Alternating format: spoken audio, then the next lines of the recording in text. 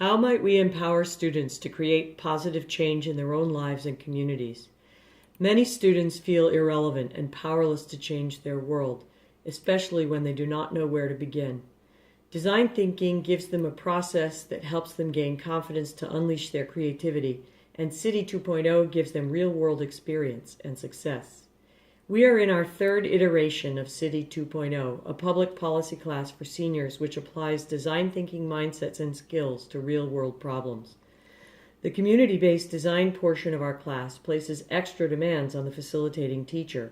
The first question I'm asked by teachers is, what is happening in your classroom day to day?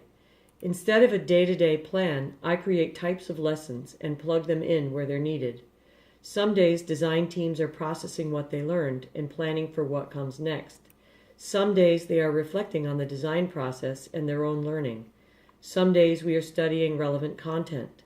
Some days are a mixture. I'd like to lend a hand by sharing my learnings and lessons so teachers will have responsive facilitating lessons in their back pockets, ready to go at a moment's notice or the next day. Another important challenge to address is creating, curating, and facilitating an ecosystem of support. Cultivating relationships with organizations and community leaders takes time and effort, but is essential. The first time I tried this, I sent the kids to a city block and let them figure it out. I learned that I needed to connect the students to one person or organization on day one. I also learned from experience what I suspected all along. Empathy drives motivation, and nobody develops empathy from statistics.